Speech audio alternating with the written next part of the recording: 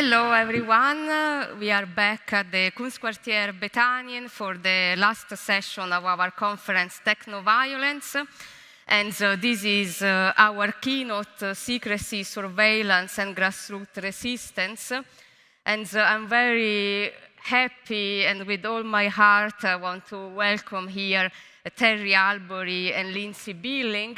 I want to say also personally, I've been waiting for these events for years, and I feel very honored to have both of them together in this conversation at the Disruption Network Club. Also for Terry Albury, this is the first time he speaks outside the US, and I want to thank him to be generous to do this with us in a moment that is very difficult, as we know, in the US. And also thank you, Lynzy, for the wonderful work that you are doing in Afghanistan. You are also there at the moment. And I will then leave the floor to Chandler, that is the moderator today. And I'm going to introduce her briefly to then pass the ball to you to introduce properly Terry Albury and Lynzy Billing. Chandler is a journalist and writer covering migration, security, and human rights. She teaches journalism and creative non-fiction writing as adjunct faculty at the Council of International Education Exchange in Berlin and at the Berlin Writer Workshop. In 2024, she received a grant from the Pulitzer Center for Crisis Reporting, and in 2023, a Robert Silvers Foundation grant from Work in Progress. She received many other grants, including International Women's Media Foundation Fellowship, EU Migration Media Award nomination, International Reporting Project, Africa Peace Building and Conflict Resolution Fellowship on Sudan. Her story for CJR, the Doctors versus Me Too, was highlighted on long reads and long form, and her work has appeared on the cover of the Washington Post magazine. So now I leave the floor to you, Caitlin, to introduce the keynote, and I thank you again, Terry Albury and Lynzy Billing. Thank you.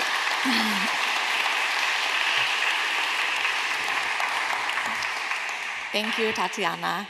It's so great to see so many people here on a Saturday evening. So first, thank you to all of you for joining us.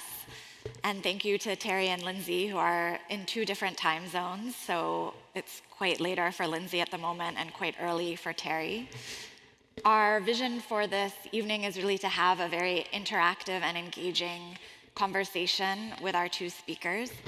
So I'm going to introduce both of them and then facilitate a dialogue, but then we will open it up for Q&A with the audience and also for people who are listening on the live stream. There will be an opportunity to ask Terry and Lynzy conversations or contribute to the discussion. So first, I'm pleased to introduce Terry Albury, who's joining us from San Francisco. He is a former FBI counterterrorism agent.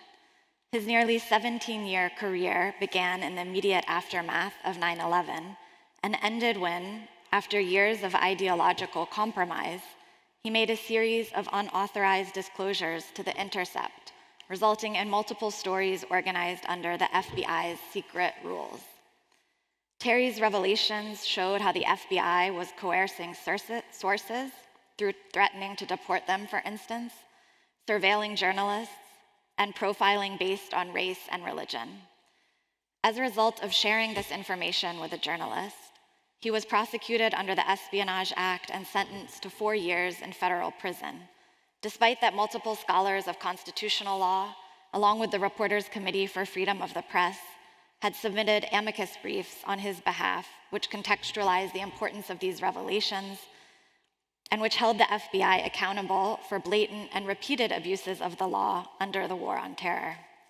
Today, he lives in the San Francisco Bay Area, where he supports the work of lawyers, civil rights organizations, academics, and journalists. Welcome, Terry.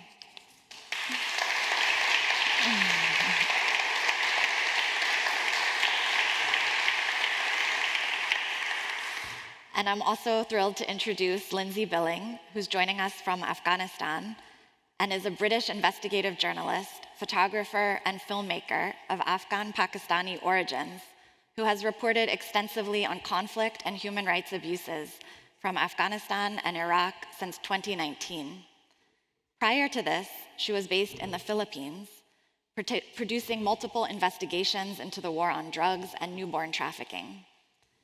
In December 2022, Lynzy published The Night Raids, which some of you may have seen, a nearly 4-year investigation exposing CIA-backed Afghan Special Forces' deadly night raids that killed hundreds of civilians based on faulty intelligence. Based on over 350 interviews and visits to 30-some raid sites, the investigation offered rare insight into the human cost of US counterterrorism strategies. The story won 8 journalism awards, including the Edward R. Murrow Award, the Columbia Journalism School Meyer Mike Berger Award, the Ed Cunningham OPC Award, and the Michael Kelly Award. In June 2023, her ProPublica short film, The Night Doctrine, in partnership with The New Yorker and based on the original investigation, premiered at the Tribeca Film Festival. It went on to screen at 15 more film festivals that year and won 3 Emmy Awards. Welcome, Lynzy.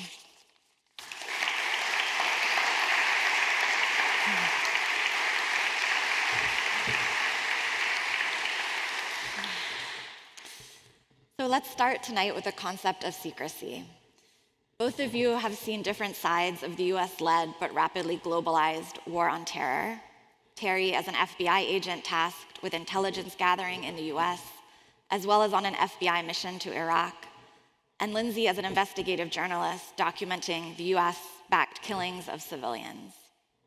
Both of you uncovered programs that were obscured from public view.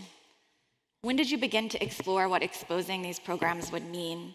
And how did you make the decision that the public needed to know what was happening behind closed doors? Terry, maybe we can start with you and then move to Lynzy.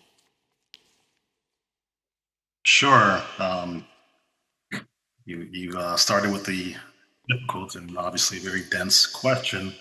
I'd say, what's important, sorry, there's a weird echo, so I'm trying to kind of synchronize what I'm saying while I hear that. Yeah, we're sort of in a church.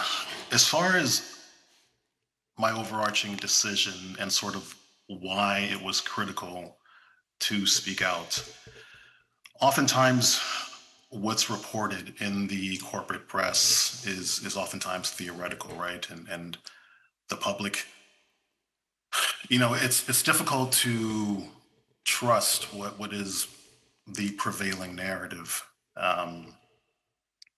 You'll see a journalist and, they'll say they have information, sources, whatever else. But in many times, I think that the inherent nature of people is, you're very skeptical, you scrutinize, you don't necessarily take things at face value. And for me, working within the institution, within the empire, right, within an organization like the FBI with such great access to a variety of classified information, not just on the counterterrorism front, counterintelligence, any number of programs, I quickly realized the values that I had, my frame of reference and my overall belief system, as it related to our shared humanity, equal rights, intersectionality, we can talk about that a little bit more later on, was obviously inconsistent with what I was doing day to day. And so as things, and the war on terrorism never really ended, right? It started officially in 2001. We're in 2025 and it's still here to this day. But it became clear to me that the war on terrorism was a problem of epic proportions that needed to be exposed on a grand scale to bring about greater accountability. And reporting like Lynzy's and other journalists that I had been reading during that time to give me a better frame of reference serve to validate that decision. So.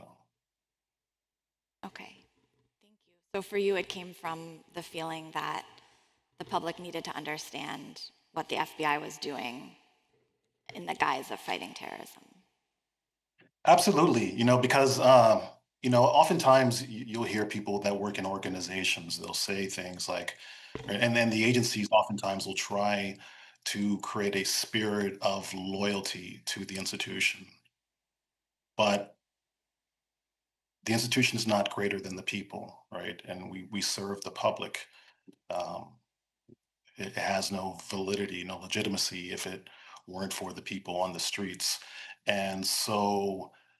My perspective always was from the onset, the day I joined, I was serving the American public, right? I was serving communities. I wasn't serving the FBI. I didn't swear an oath to the FBI. I swore an oath to the Constitution, which we see what that means today. But I swore an oath more so to individuals and people who were vulnerable and had a right to exist in a free society that slowly was being destroyed. And Lynzy, how did you make the decision to start your investigation, the Night Doctrine? Firstly, I'm going to echo you, Caitlin, and thank everyone for being there on a Saturday night instead of out having a drink. Thank you for coming to listen to me and Terry talk together. This investigation started like purely by coincidence. I was in the east of the country at the time. I was investigating my own family's deaths when I met a woman who told me about her sons being killed in a night raid. And it was such an outrageous story. It was so cold. It was so sad that she didn't have answers. She described these weird soldiers, the way she described how they showed up, what they were wearing. It was something I hadn't heard of before. So I kind of just organically started looking into these units from there.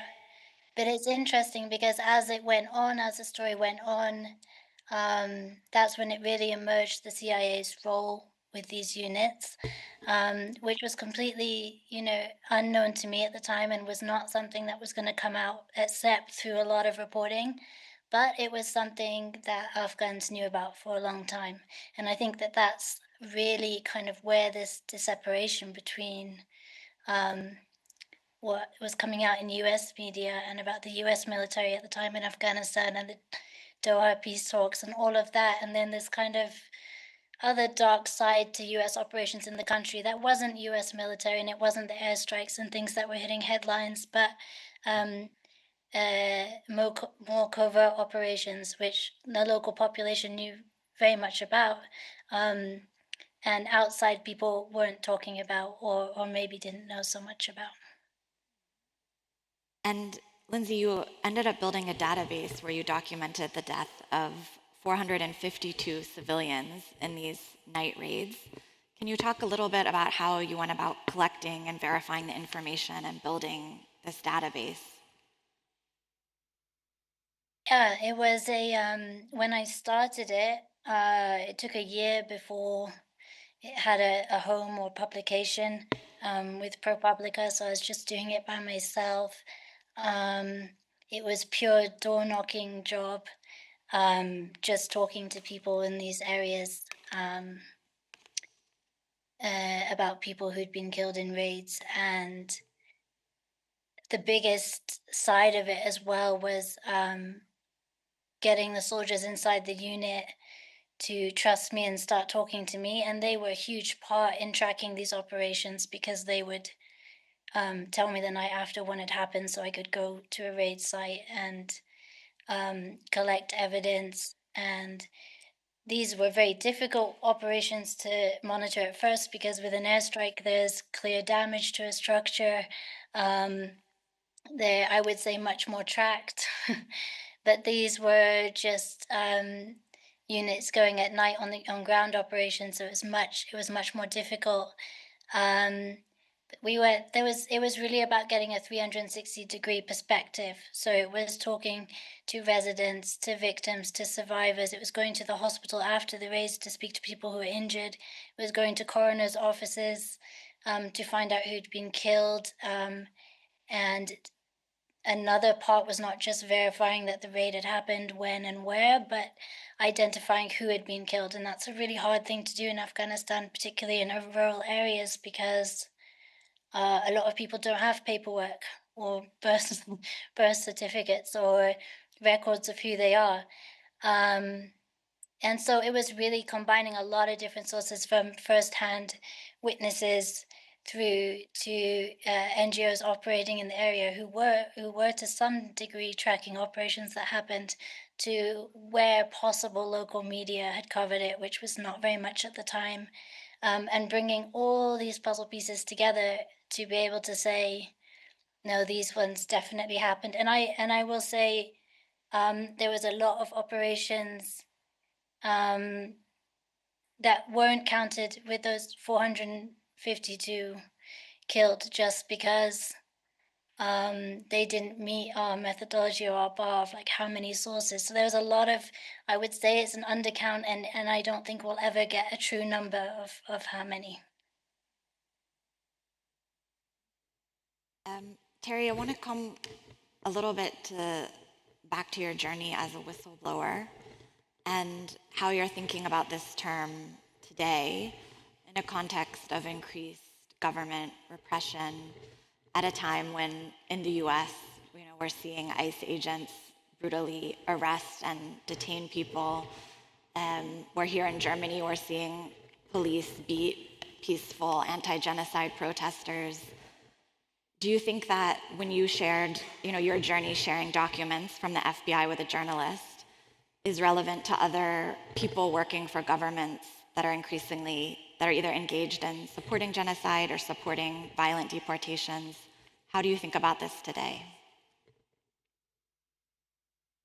It's very important. I mean, given the climate in which we find ourselves, it's obviously shocking to the conscience of so many, right? I mean, what's been fascinating and hopeful at the same time is just to see the manner in which such a broad coalition of people have hit the streets in spite of state repression. I think the assumption was by certain powers that after October 7th, everyone would just toe the party line and continue to condemn Palestinians and, you know, parrot the same narrative of Israel and the security state.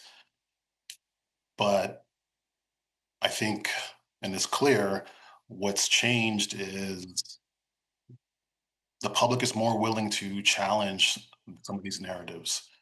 And so you see protests throughout the streets of Europe and America and Latin America and then just all over the globe because of what's happening. Part of that is just the mythology, the deception, the propaganda. Everyone is coming to terms with the fact that it is illegitimate, that history did not begin on October 7th. It began during the Nakba, right? And so recognizing that um, creates a climate where truth can be shared in a much broader fashion. And so within the halls of power, it's easy, right? Because the FBI has historically demonized Muslims, Palestinians specifically, certain racial and ethnic groups. Um, but as history evolves in real time and those narratives are shattered, um, it becomes, I would almost say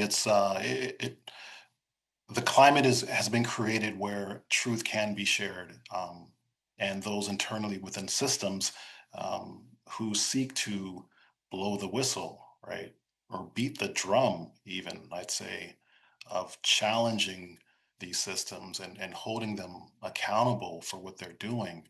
Lynzy spoke about her project, and it had a direct relation to the death of someone in her family, right? Um, these are real people. And we can talk about the war in Iraq and the war in Afghanistan, and oh, X number of people died.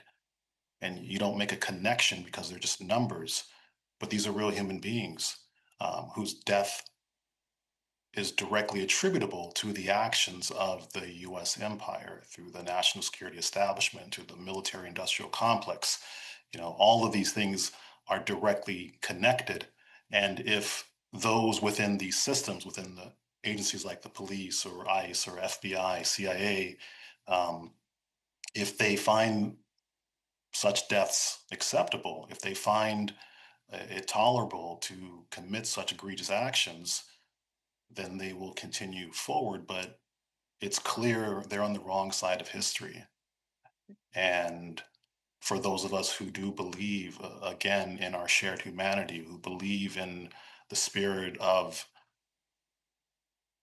allowing and creating space for others to exist regardless of their differences, um, it's obvious that that cannot stand, that we cannot tolerate that any longer. And do you think there are adequate protections for people who do want to share classified or secret information from within governments? I mean, you yourself experienced the consequences of that action. What do you think needs to be in place to allow information that's valuable to the public to be released? That wasn't a joke, right? Because no, there are no protections within the system.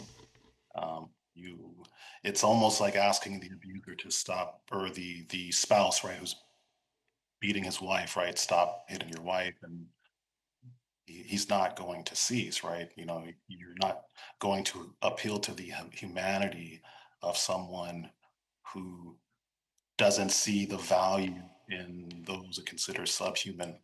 And so protections do not exist. And there's great precedent for that, right? Edward Snowden lives in Russia today for that reason, right?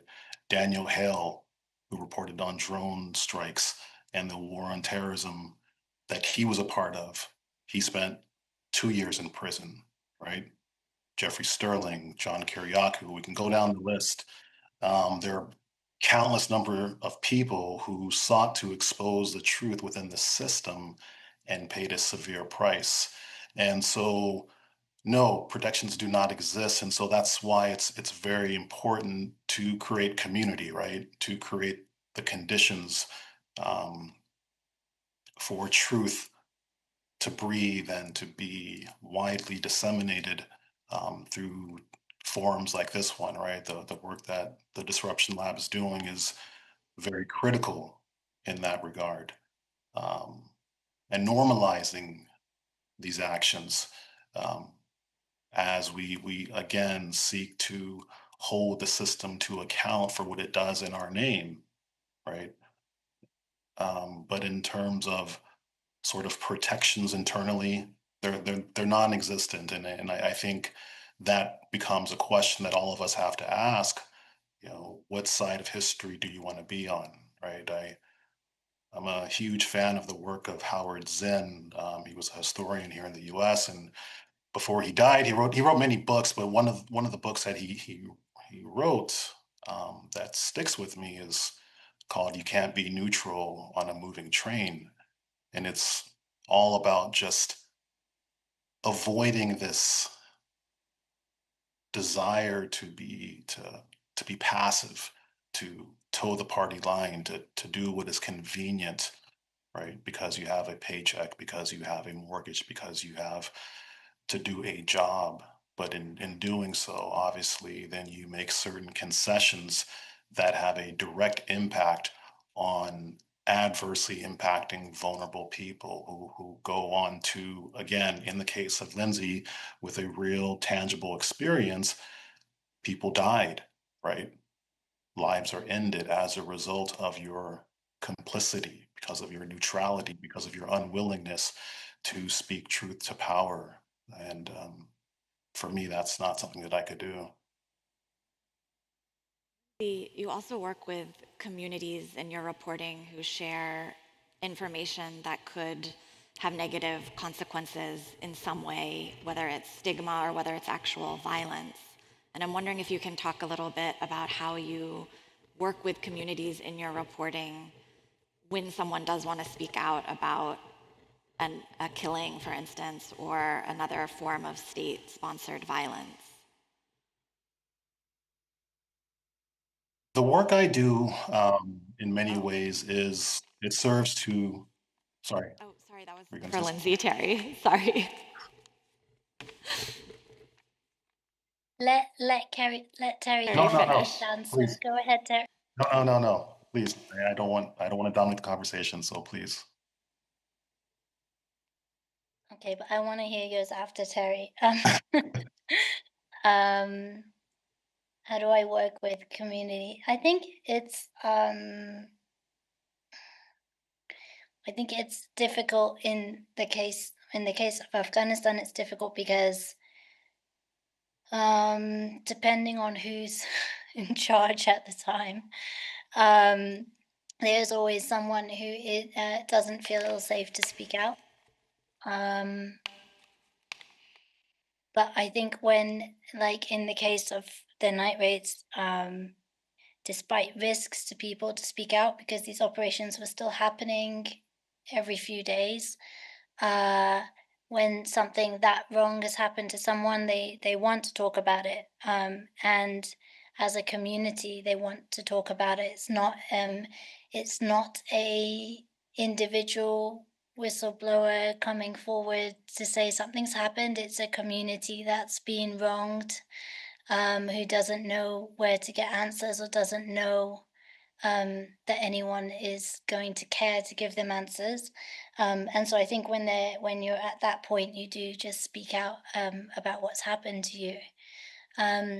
So my job really is just a case of being there to listen to people, being open to different perspectives, and that not necessarily like one truth in it. The soldiers had one perspective, the eyewitnesses have another, and all of it is important to hear to be able to put it all together, I'd say.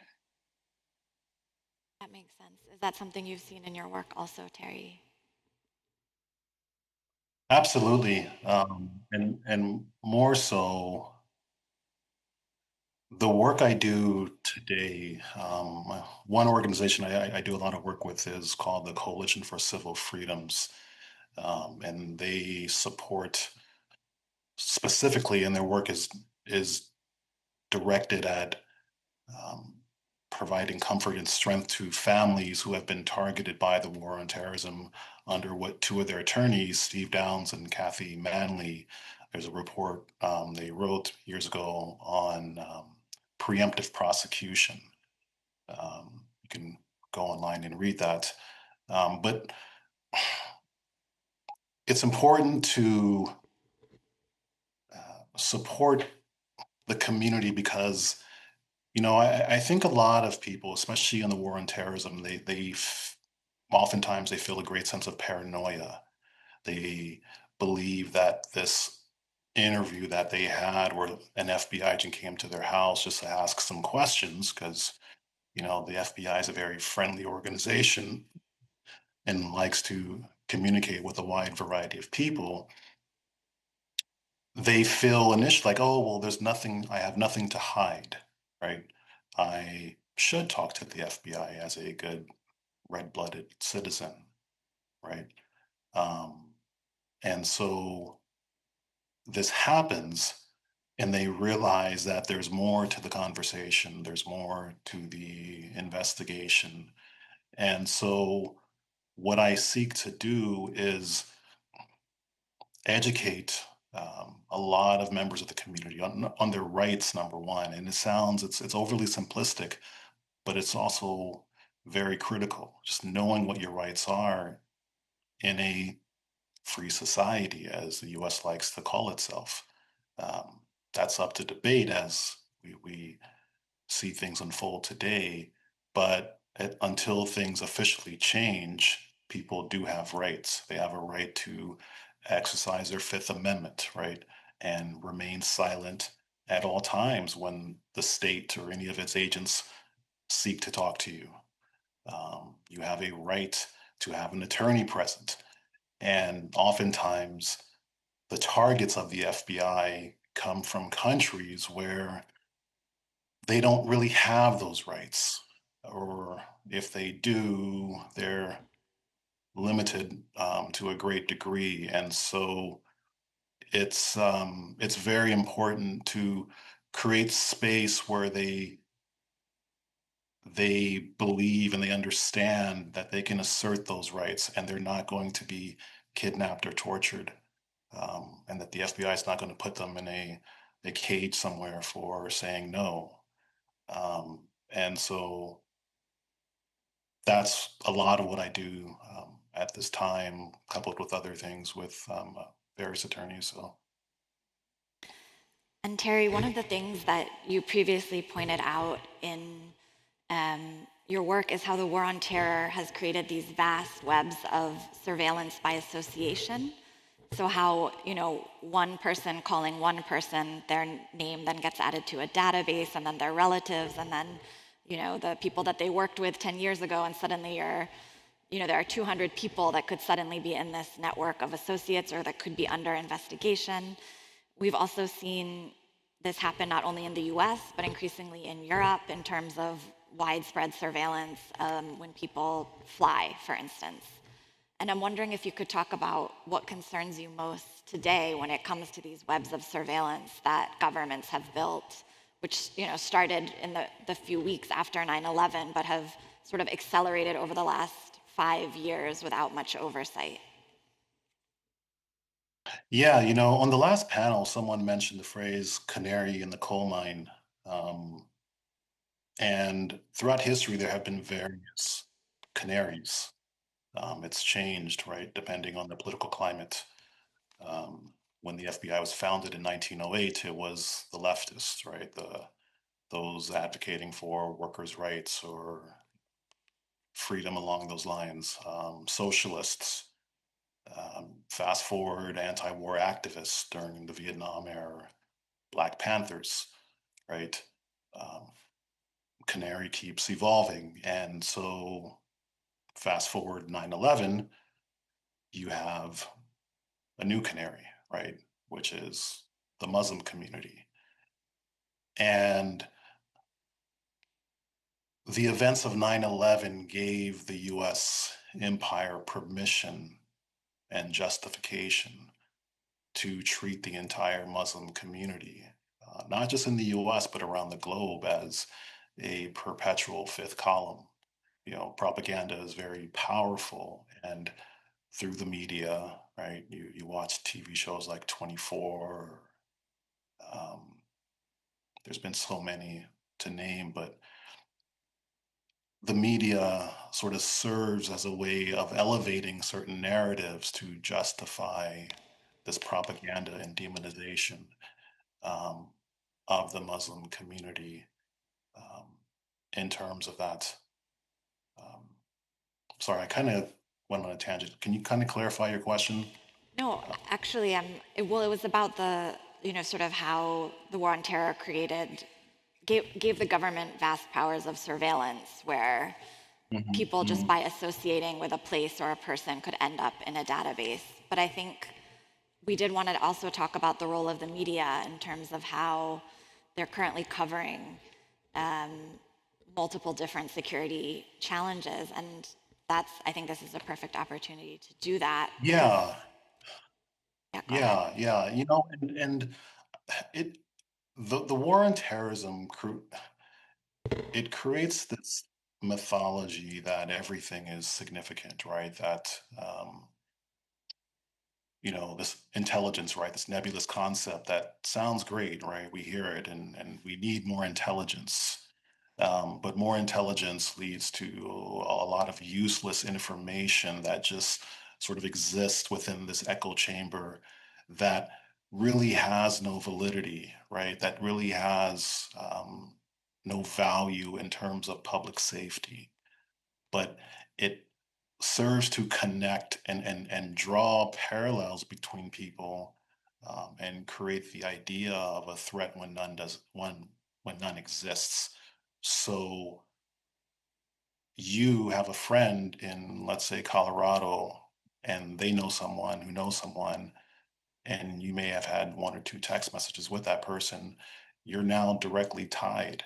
And so that in and of itself, mere association, right? Nebulous association can be used to justify and rationalize initiating cases, targeting you with surveillance, going through your trash, uh, putting a pen register on your telephone, um, submitting a subpoena for your email address. Um, all of that can be done simply because of this vast array of information that is gathered, right, is vacuumed up under the war on terrorism. And we've allowed that again because of the events of 9/11, but then also because of, the history of the system to sanction these tools being employed, right? COINTELPRO, not many people recall that time, but that was a really dark history, right? In the US, where again, primarily anti-war activists, Black people asserting their humanity were targeted by the FBI, countless other groups. Um, and so, again, the canary in the coal mine is constantly evolving. Now we have a climate where it's those asserting for the rights of a free Palestinian state, right? Students, members of the Jewish community, who also believe that the actions of Israel amount to genocide. That is threatening, that challenges the narrative of the state. And those groups are being met with intimidation tactics, visits by the FBI, placement on no-fly lists, loss of employment, any number of things, because again, you're challenging the system and you're countering its narrative that it often likes to promote and tell itself and tell the world for that matter. But the reality is, it's state-sponsored terrorism on a massive scale. And I think for members of the public who aren't engaged in art or activism or mobilizing as a community, it can be sometimes difficult to trace the impact of the US empire abroad, especially when you're talking about such huge systems. And Lynzy, in your reporting, it's something that you've done continuously and in different countries, kind of tracing this state-sponsored violence. Can you talk us through a little bit how you start to unpack something that's that vast and try to look for human stories that a regular person could relate to demonstrate the impact of it?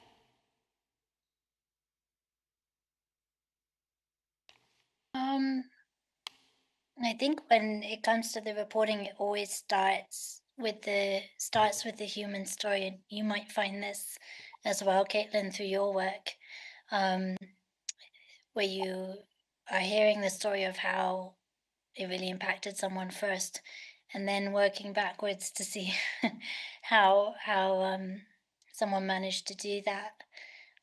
It's funny, while Terry was talking and I was getting scared of all the things he was talking about, but also it's funny how when he was talking about the intelligence, and it makes me think of Afghanistan from the beginning of the war on terror through to the end, and this kind of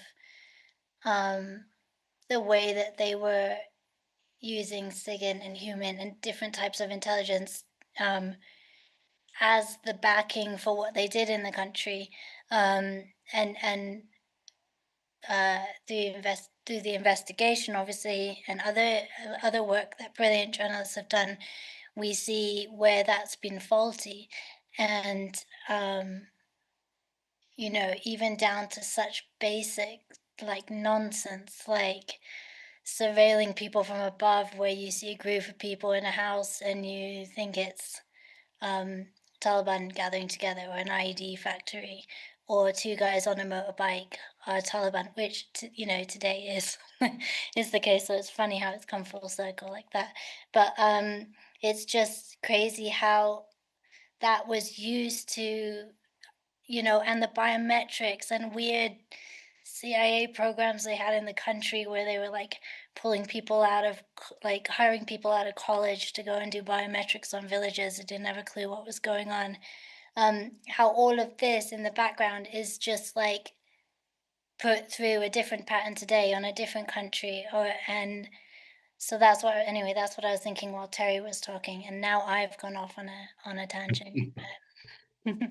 No, Lynzy, I mean, it's, I don't, when I speak publicly with various communities and in these forums, what I say is oftentimes, I think it's very shocking, right? Because again, these tactics are done behind closed doors.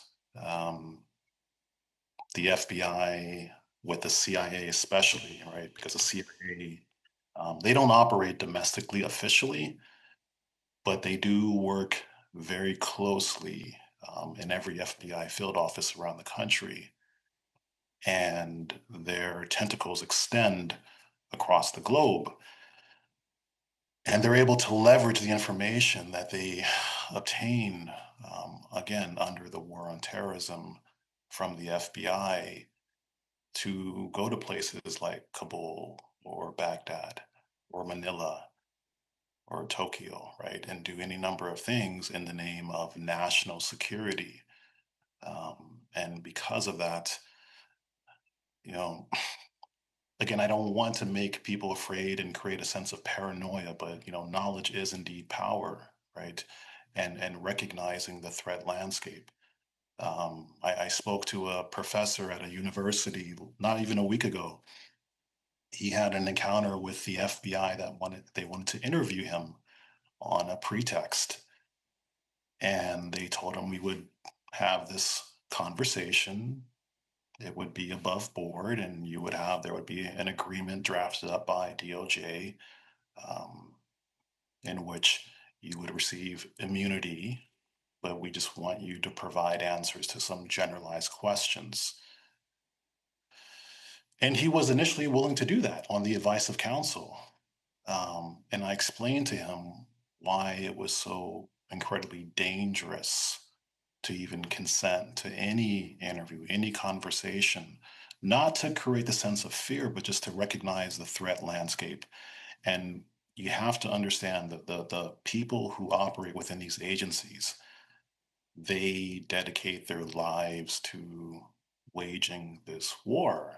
And cases that should not even be open for 6 months stay open for 6 years, 16 years.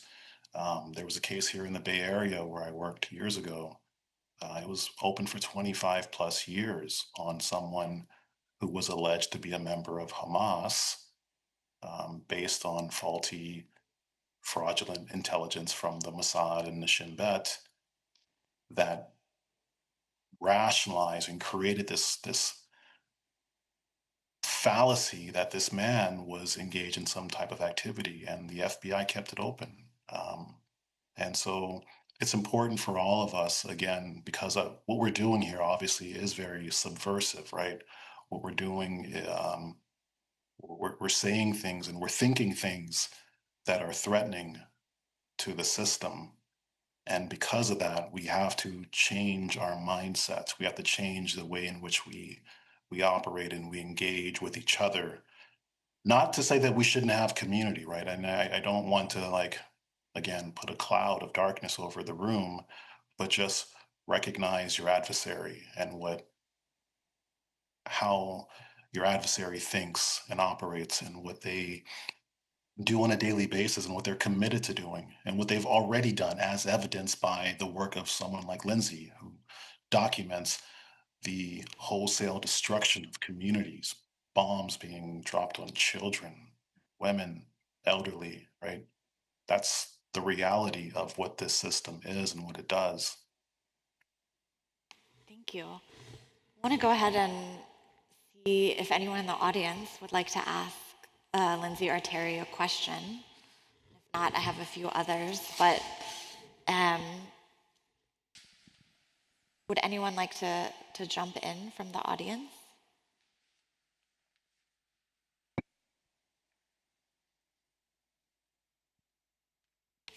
Yes.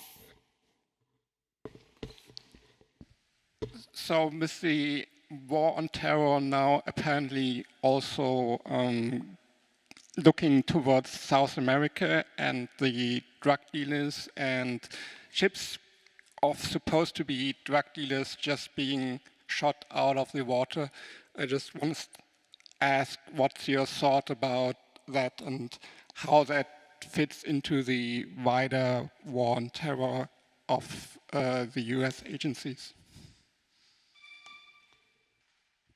Yeah, great question. The war on terrorism is a Ponzi scheme, and I often tell people that. And you just have to understand how a successful Ponzi scheme functions and how it's able to maintain and perpetuate itself. Okay. The goalpost keeps changing. The definition of who is a terrorist keeps changing. And the more people you can label and designate as terrorists, the more you can expand that war. When I worked in the Bay Area with the FBI, I was on a squad of agents who investigated terrorism in specifically Afghanistan. Okay, and so their focus was Al Qaeda and groups operating within that region. But there was one agent who said, I'm going to work on narco terrorism. This was back in 2007, 2008, right? The poppy fields, heroin, there was a lot of the narrative coming out of the Bush administration that, the Taliban and the Al Qaeda network in that region was engaged in drug trafficking in furtherance of supporting terrorism and whatever else. And so he was able to justify that and initiate cases on in the San Jose area and the Bay Area overall under the pretext of working in narco terrorism. Okay. The men who were murdered by this government on a boat in the ocean a few weeks ago for engaging in narco terrorism. Again, it's the constant evolving nature of the term. And so now they can easily designate, we have no way of verifying what these men were engaged in, right? You take them, the US government, on face value and you believe, it to be truthful in what it's saying. But the reality is the US government has a pattern of deception and lie and deceit. Um, it does it by default, right? We invaded Iraq because it had weapons of mass destruction. There were none, right? We placed men in Guantanamo Bay because they're terrorists. Come to find out, none of them are terrorists, right?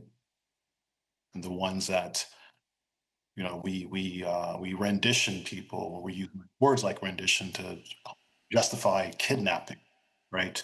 Or we engage in extraordinary interrogation tactics to torture people. So again, recognizing the game is being played and the manner in which words are massaged to justify and rationalize significant human rights abuses um, is very critical as we understand what's going to happen next. And so, yes, drugs allegedly were being trafficked. And so the US government decided to drop a bomb on people in the ocean. Lynzy, you have covered previous war on drugs when you lived in the Philippines, if I remember correctly. Maybe you can speak a little bit also to some of the commonalities between what you've seen there and the Trump administration's policies.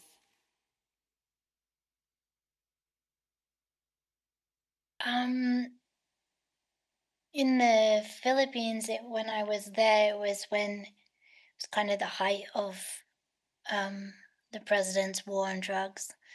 And it was very much what we were seeing in Mexico at the time as well, the same style of extrajudicial killings. which was, President Duterte and his police were going out and not just going after drug dealers, but just going after like low-key drug users, just anyone in any way related to drugs. I can't speak much about what the Trump administration's doing with drugs in the US because I don't cover it. But that was what was happening in the Philippines at the time, and just complete authoritarian dictatorship government who got away with it and ran a racket between taking people out and funeral parlors and thousands of people dead, and nobody cared. Nobody cared for a lot of years about that. Not recently. Duterte's been taken to The Hague, right? But very, very long after all of this was going on. So. Thank you. Other questions from the audience for Lynzy and Terry? Yes, here. And if you're comfortable, you can share your name and background, but if not, that's fine too for privacy reasons. Okay, yes, I'm Jana Cholowski. I'm an artist, among other things, but thank you very much, and thank you, Caitlin, for doing a fantastic job as a moderator. My question is to Terry, and I'm not so comfortable with this question, but I feel like it was the first one, and my question is, what was your what brought you to FBI? Like, how did you see your decision early on to pursue this sort of career? I'm sure you knew something of the complexity of that organization. And then the second question would be, why did you plead guilty? Sorry, thanks. Great questions. I've been asked that many times, the first one at least. And, like many things in life, it's complicated. I came into the FBI as a 21-year-old college student at the time as an intern. I worked in a program dedicated to preventing the exploitation of children. I very much cared about stopping such actions on a global scale, given what I knew and understood about this problem. And so that summer, again, I had, and you can kind of go into my background if you'd like and read a little bit more, but my uncle was a Black Panther, right? I knew in great detail what the FBI had done to him specifically. I didn't just develop a social and political consciousness in 2016, 2017. I had always had it. But I think we're all hopeful, right? And if I'll just be very brief. I had hope, at least in the institution, and at least my role to be a force for good within the institution. And I read a book years ago, and it talked about, again, the fallacy of believing that we can somehow change institutions from within, when in reality, the system ultimately changes us. And so the years that I spent there were years trying to make sense of it all, trying to do the job with integrity, trying to be a force for good, and to balance all the things that I saw that were wrong within it. But ultimately coming to the conclusion that it was incapable of reform, it was incapable of change. And so since it wouldn't change, I had to change. And so I changed the way that only way I knew how, right? Which was exposing its actions and bringing some daylight so that at least there could be reform. In terms of why I pled guilty, you have to understand U.S. law and the Espionage Act and its history, and there have been many books written on the subject. Many constitutional law scholars have discussed this. Anyone charged with espionage under that law, again, you don't have what's known as a public interest defense.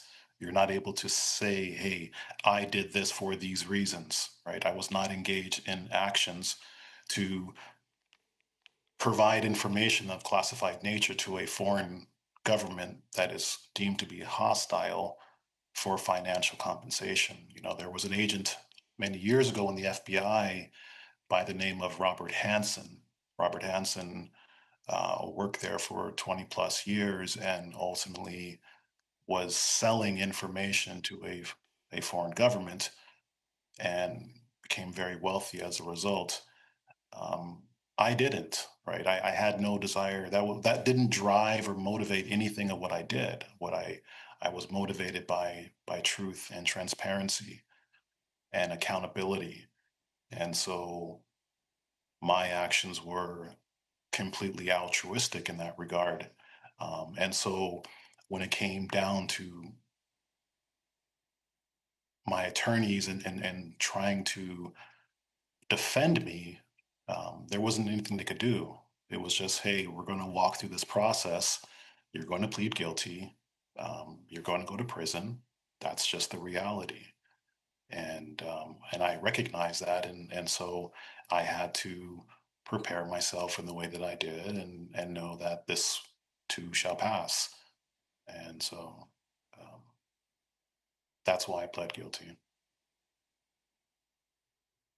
We have an online question, and Christine will be reading it for us. Yes, I have a couple of questions, starting with Lynzy. How do you ethically balance personal storytelling and journalistic objectivity when reporting from conflict zones? Oh no. You know what? It's funny because I read this article the other day that was like investigative journalism should not have personal story in it, and it's in direct contradiction to investigative journalism, and it was like this whole article about it, which is kind of funny because I guess because I disagree. Look, it's not comfortable to put yourself in a story. I don't know that I would do it again. Having any of your story in in an article like that, but I think the most important thing is that, like, I call it like the perfect balance between narrative journalism and investigative journalism. And I think that hearing whether it's your own story or, more importantly, someone else's story, that's really the most important thing. And I think that's what people are reading long form right now. And the reason is that even like sometimes I read a story and I think that's crazy what's happening, and the investigation, the data is crazy, but I'm just completely lost in it. I feel stupid. I don't understand it. I get lost halfway through because there isn't someone holding my hand. And by holding my hand, I think that just means having the person affected a narrative story to be able to follow what really happened. And that's what we want to read anyway, right? That's why we write stories in the first place, is for the person who's most affected. So whether it's unfortunately me in the story or someone else, I think you need that. And I don't think that investigative journalism is overcomplicated, and I don't think it has to be heavy data packed in an academic way. I think you just have to tell the story, what happened to someone, because something wrong was done to them, and everyone should care. And that's it. Perfect. Thank you. And the next question is for Terry. What challenges, or excuse me, what changes would you like to see in how national security institutions handle dissent and transparency?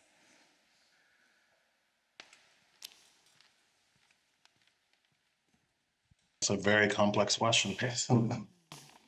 What changes? I don't think they're capable of changing.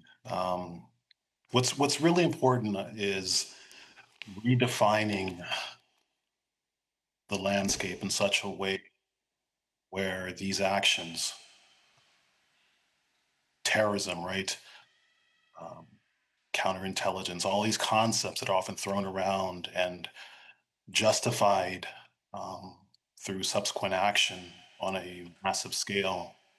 You know, how, again, I'm a big fan of history, and there was a quote by Howard Zinn years ago about this very subject, where he said, if you want to stop terrorism, you have to stop being a terrorist. And he was referencing US foreign policy, right? Or just foreign policy in general of empires and what they do. And so I take a more expansive view of reform, and what it looks like and what should be done. We as a society, right, should take a broader view and understanding, and truly recognize what it means to be a human on this planet, right? And what it means to have compassion and concern for our neighbors, for those most vulnerable. And again, we see the protests, right? We see the people on the street. We see people talking about don't buy the latest iPhone because what happens? People in Sudan, in conflict zones, right, they're having their wealth extracted, the grounds destroyed by multinational corporations who are coming there, again, seeing this opportunity to take whatever they want from them in furtherance of the latest cellular phone. And so I think broadly speaking, again, if we want to reform these organizations, yeah, we can sit around and draft up a manifesto and tell them how they should be more transparent and have a citizen review board, and that makes us all feel warm and fuzzy. But I think if we truly want to make a better world, if we truly want to have a society that reflects and represents us all, then we have to really examine what we're doing on a global scale, and truly practice community and compassion and respect for others, and you know the perpetual demonization of marginalized and dispossessed groups that is the bread and butter of the state has to come to an end. I think we have time for one more question, and then we're going to go to closing reflections. I do have a couple more questions online. Oh, okay. So do we have how many more minutes? I do have a couple more questions online. Okay, let's do one question from the audience and then one question from online, and then we'll go to closing reflections. Sure. Go for it. You were here longer than me. Go for it. So yes, in the audience, there's a question. Thank you. Yeah, hello there. Hi. My question comes at the end. There are two bits of information that I have to kind of assume. A, the intelligence agencies, services are filled with neurodivergent people, right? So we have, on the other side, a now civilian rise, like a neuroemergence in social movements revolving around cognitive justice and addressing like that gap of civilian and intelligence knowledge about certain neurotypes. Would you consider my or our institutional work for putting up a framework addressing that systemic injustice or cognitive injustice?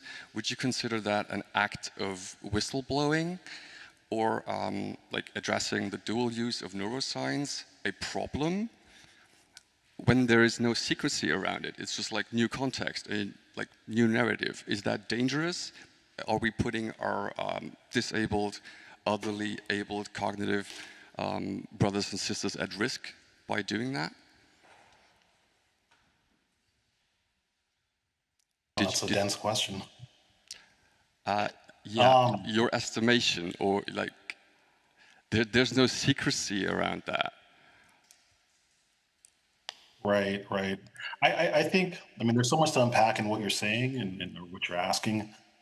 I think what's critical to understand, and I often speak with communities, I often talk about agencies like the FBI, the CIA, right? They are filled with people who are predators, right? Predators in the sense of, you know, look at the animal kingdom and how they stalk their prey in hopes of obtaining their next meal.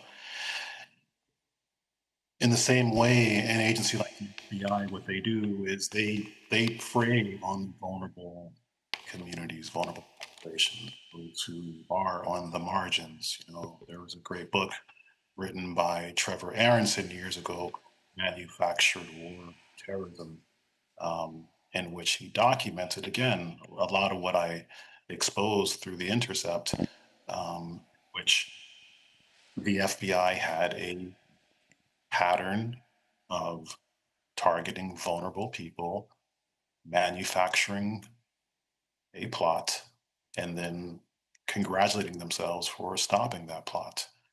And so, you know, I think it's what's most critical is just to have an objective understanding of what these organizations exist to do, because the propaganda is quite powerful. The TV shows in which they're able to create and further a narrative of themselves, it's difficult to counter. You know, you can name any number of TV shows with the FBI, whether it's the X-Files or, you know, I recently watched the latest Matrix movie, and there was a scene in that, right, with the FBI tactical squad in there, and it served a purpose, right, of, again, creating a spirit and understanding of what that agency serves to do. But yes, your question is, there's many dimensions to what you're asking. I answered it to some degree. So we actually have time for at least 3 more questions. So Tatiana has a question, and then we can do 2 questions from the online live stream. Yes, my question would be related to the situation that is happening at the moment in the US, and especially the recent rhetoric that we see against the so-called far left, at least they call it like that, still a question, who is this far left? But I wanted to say that to me also, considering the debate we are having about systematic injustice, seems part of a pattern that started first with the migrants and silencing some part of the press, and then with the LGBTQ plus community, and now with the far left. And it seems also very connected in a conceptual way to what is happening in other countries, because, for example, here, the conference that we had last June, we were discussing there is a pattern of oppression happening in a very systematic way and always the same, for example, in Georgia, in Slovakia, and so on. So my question would be, many people are saying Trump is like creating chaos, but maybe it's not really chaos. It's a systematic pattern that is getting then applied to the society. So I would like to ask this to Terry. What does he think about this consideration? Yeah, excellent question, Tatiana. The system is working exactly the way it was designed. And I think it's shocking for people to see it in this fashion under Donald Trump. And that's probably why there's such outrage. But Trump is America, and America is Donald Trump. And if America wants to change, it has to confront itself fully. It has to come to terms with its history, right? It has to come to terms with its own genocide that it waged against the indigenous population. It has to come to terms with the centuries of enslavement of African people, and the subsequent era of racial terrorism that took place for many decades after. What Trump is doing, the pattern, the template was already provided by Joe Biden,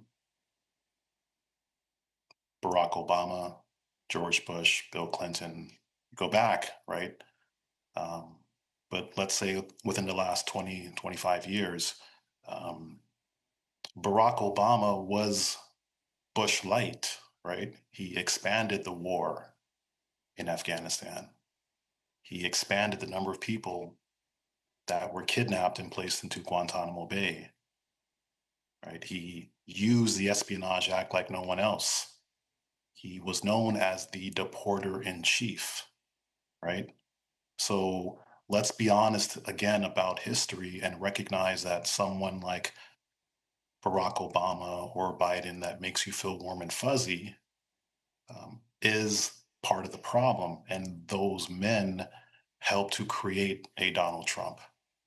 They provided the template that he now is using today. And so for them to oppose it, they're being disingenuous because they had no problem when their liberal darling was doing it over here. But now Donald Trump, in his unfiltered way, is doing the exact same thing. We had questions from the live stream. Yes, we do. I have. Yes.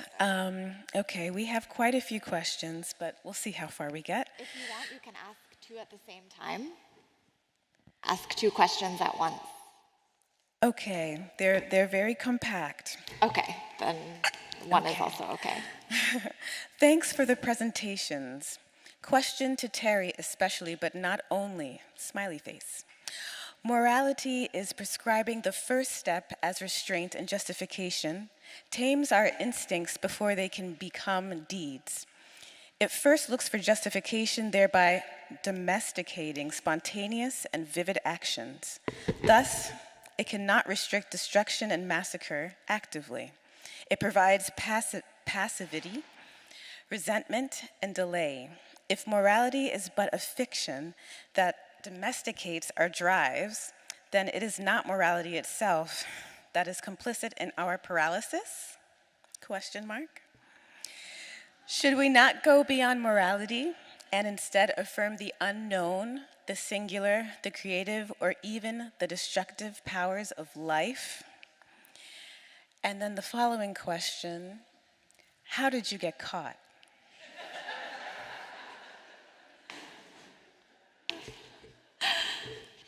I'm not sure which one I should take. Both questions are important and multidimensional. I appreciate the question. So the first one, right? I mean, morality and its definition and sort of what we're discussing. Again, I take a more expansive view of morality and our humanity and what it means to live in a free society. And you know, the New York Times, when they wrote their piece, on there it talks about an idealistic young FBI agent, right?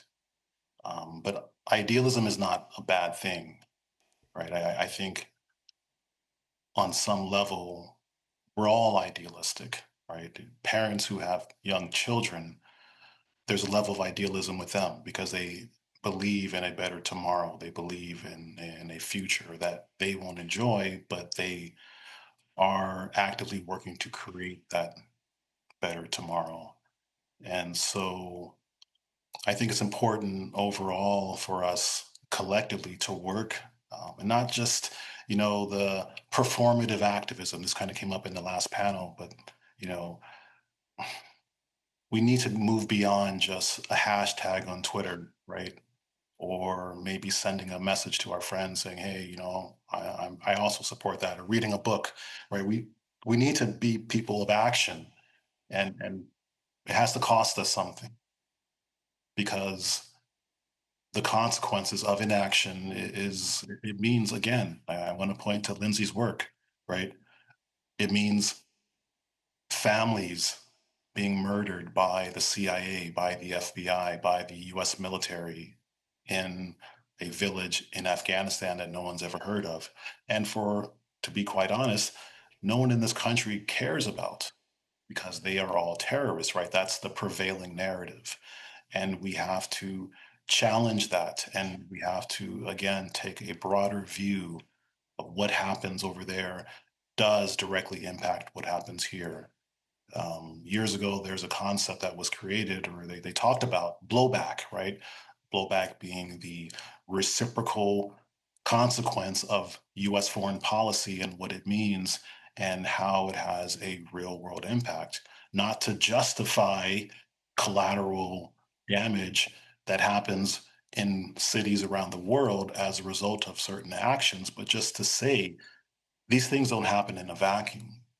And we need to be mindful and to exercise restraint and really take an expansive view of our shared community. In terms of how I got caught, I'm not a professional spy. I tell people that. I was just someone who was morally outraged and disgusted with the system. And so I did what was instinctual. I took action that I felt that I had to, in the immediate term, to stop something that I didn't have the power to stop myself. And so I could have been more tactical, I could have been more surgical, I could have been more methodical, but I acted because I had to. And so, in the environment of providing documents to a media outlet, there there are certain things that you should do and certain things that you should not do. Um, I've since had different conversations with um, journalists who work in this kind of space in which we discuss tactics um, in managing this to be more effective so that the person or persons that decide to follow suit and also expose certain truths from within institutions maybe don't get caught. But then at the same time, it's like, you know, there's and I'm not saying that the journey to being exposed and being caught was easy, right? It's a very difficult, lonely road, but there's comfort in community.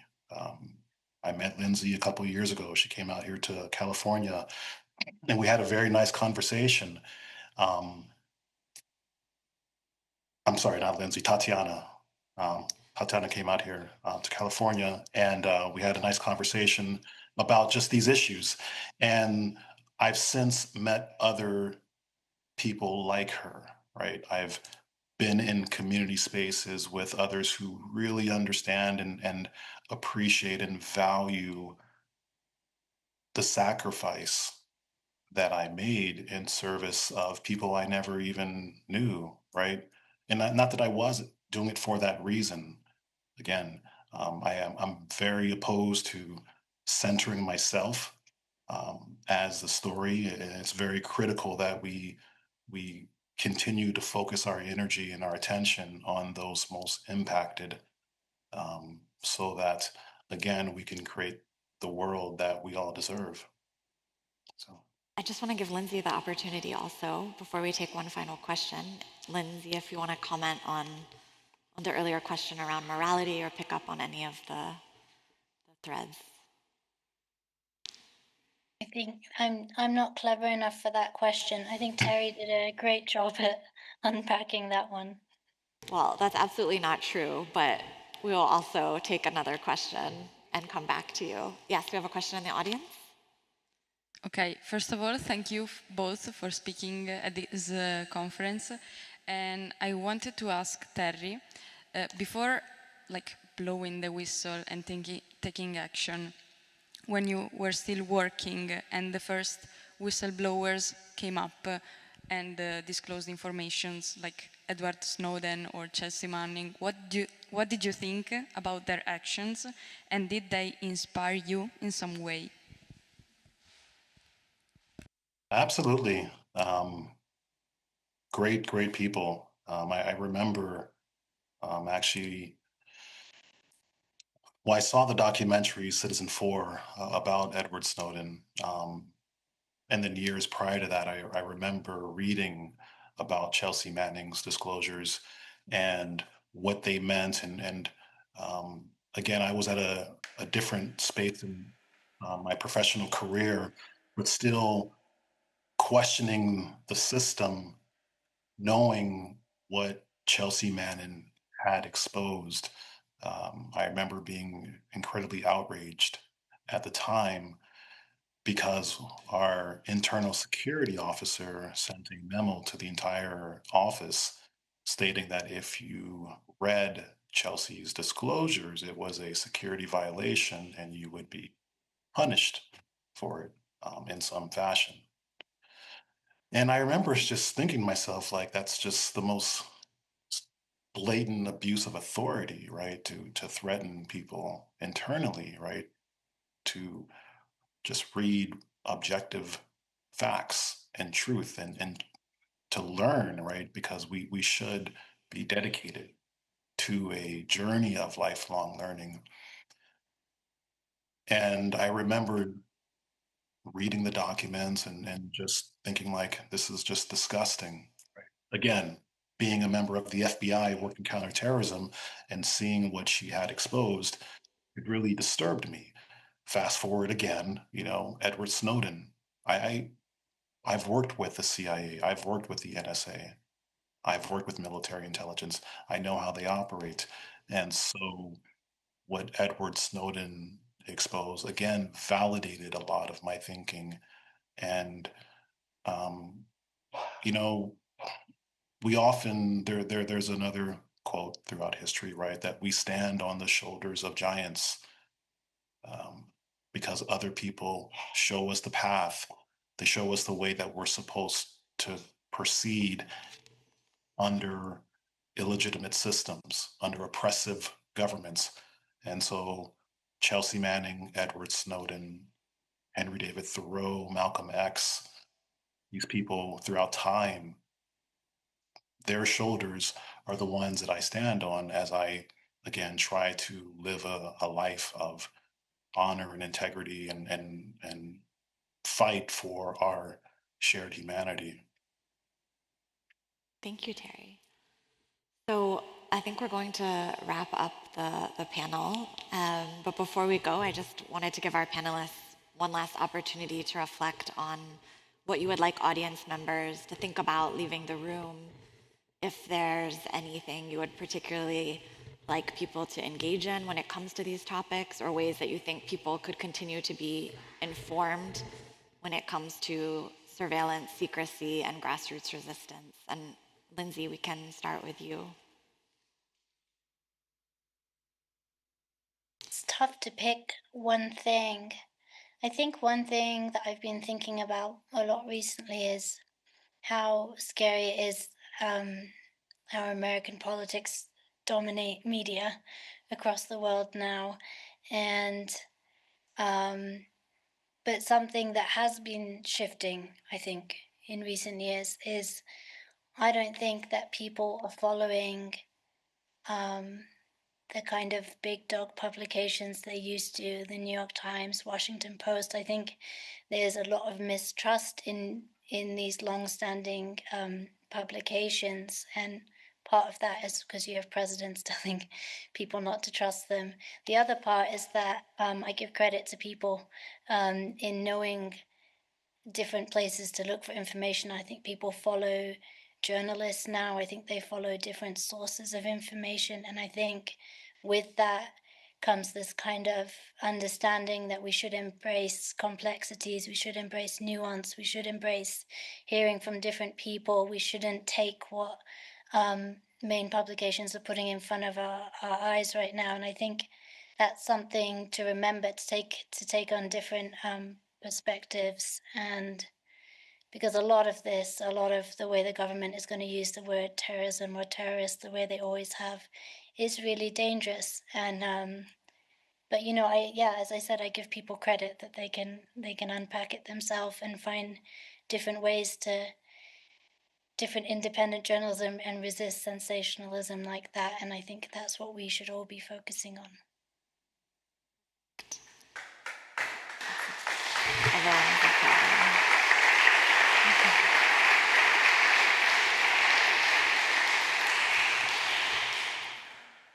And Terry, if there's one thing that you would like people in the room to think about after leaving?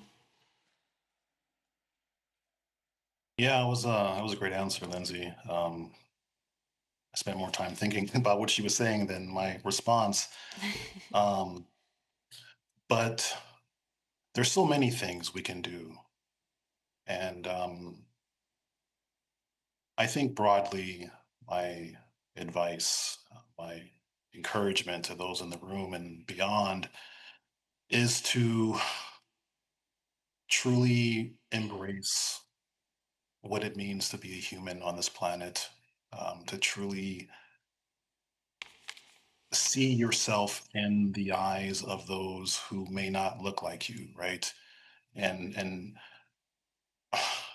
expand your focus because it's easy, right, for me as a straight black male, right, to be so focused on black male issues, right?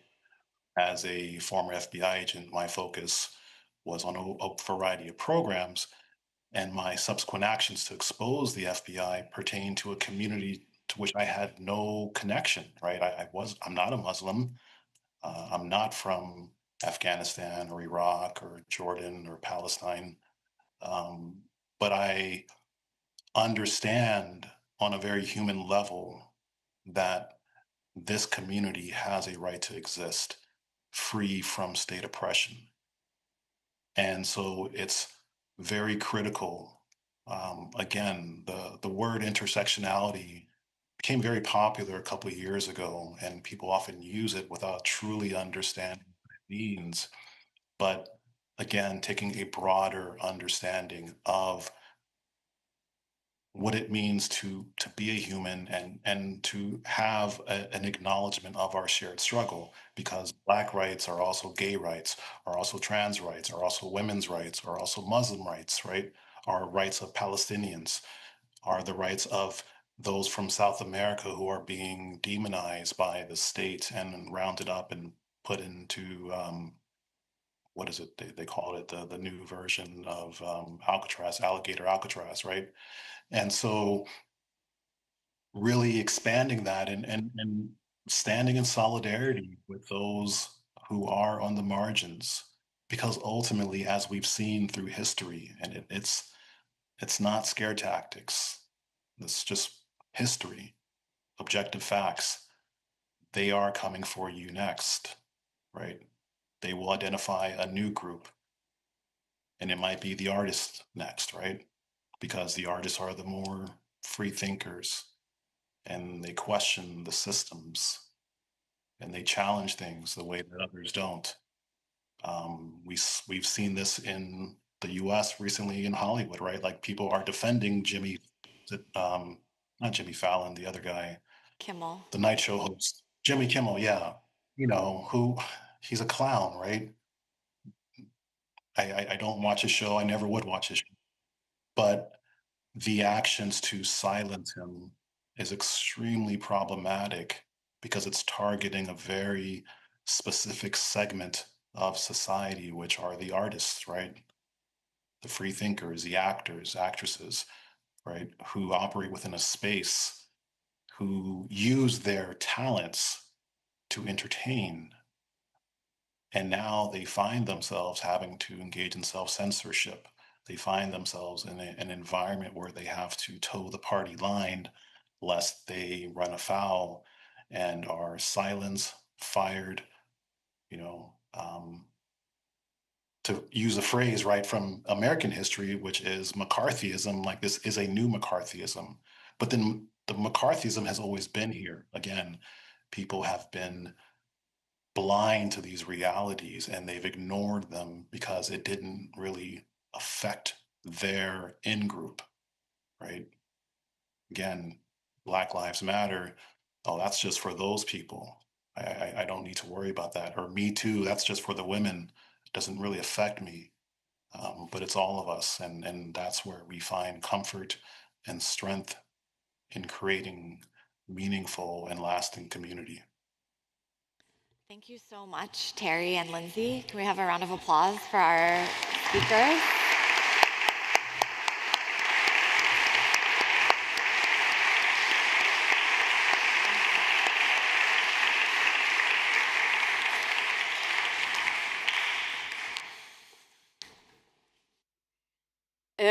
I would like also to thank you, Caitlin. You just left the stage, but let's come back. Okay. Let's give an applause to you as well.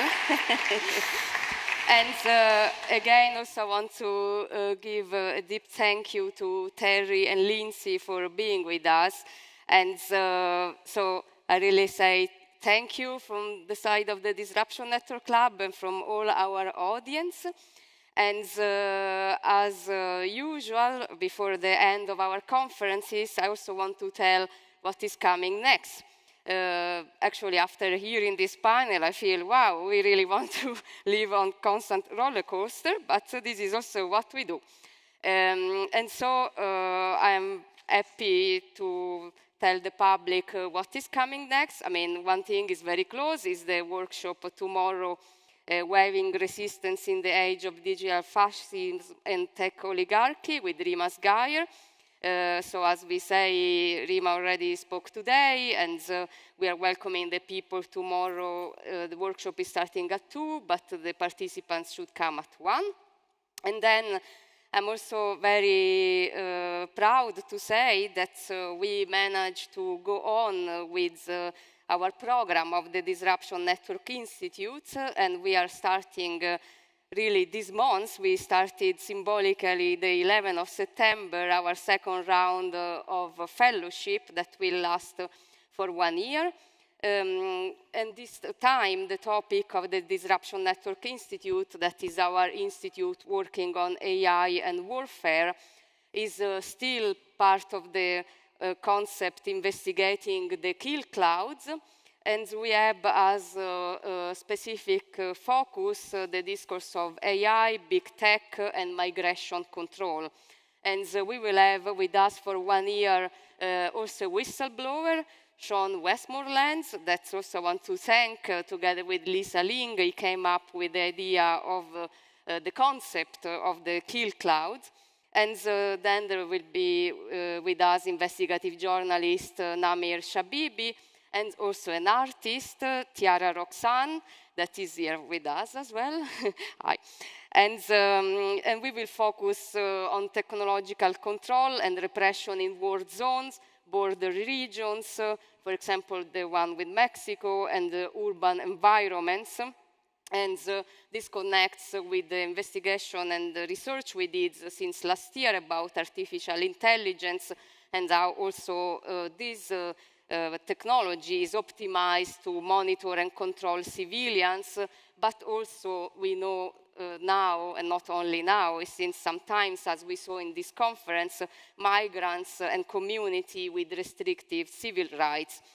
Then October 16, we have another event, and you are all welcome to join. It's already online. It's called Techno Policing Civic Control. And we will have with us investigative journalist Sonia Peterandel and a journalist and activist, Matthias Monroy. We will discuss about ongoing predictive policing experiments and the history of facial recognition system in Germany. So it's actually really focused on Germany. And will be in English and will be at NGBK. That is also our partner venue. And finally, we finish the year with another event, November 14 at Stadtwerkstatt. That is about art and action, and also how to create intervention about political and social issues with artist and I would say cultural agitator Anna Krenz, that was also with us at the previous conference. And her workshop will be called Mapping Resistance. So now I also want to finish with some invitation to join what we do at the Disruption Lab. First, using our Telegram channel, in which we post our events coming, and also we give some advice to events that are partners and friends in Berlin. And also, at the same time, I say there is a possibility to become members, so offer 50 euro for the whole year and get then free access at all the events of the Disruption Network Club. And so finally, I really want to thank the team of the Disruption Network Club that has been working closely with me for all these months to create this conference, because also, as we say today, the work is always done thanks to a community, and so I really want to thank my community and the community that also made possible this conference that you saw today and also the workshop of tomorrow. So first, Jonas Franke, that is our creative producer.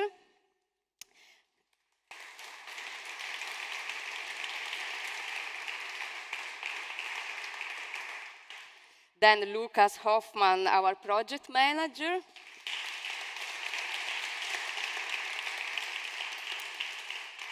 And I also want to thank our previous project manager, Max Grigruch, because he was also contributing to the program of this year from last year in writing the application, translating into German, and he's also here in these days to help again. So thanks, Max.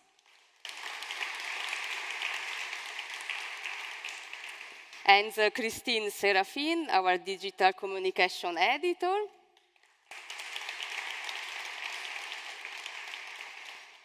Inga Seidler, Margarete Kies, and Michaela Tomanikova, that is our team of administration.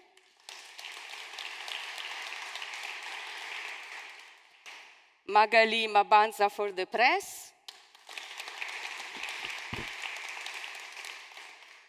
The Boiling Head Media and the team of Rana Vadikari for all the streaming.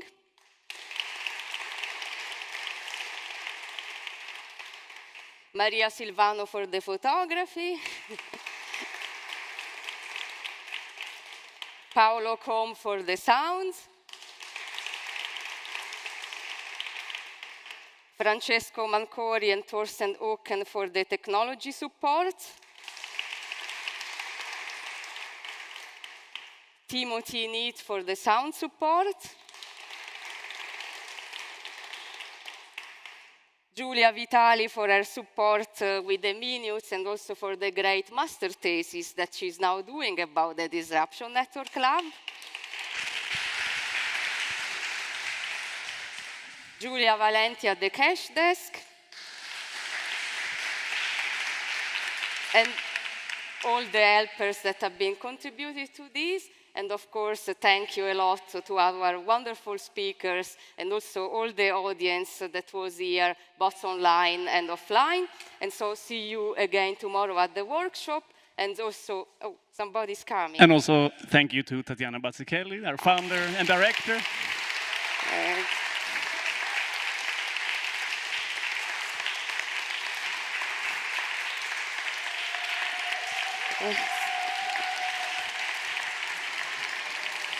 Yeah. Now I'm touched and I'm almost crying. And yeah, so thank you all. And I want to say see you tomorrow at the workshop with Rima. That will be not here, but at Stadtwerkstatt. So don't come here, go to the other venue. And hope to see you October 16. So we start also speaking about the work of techno-policing. Thank you.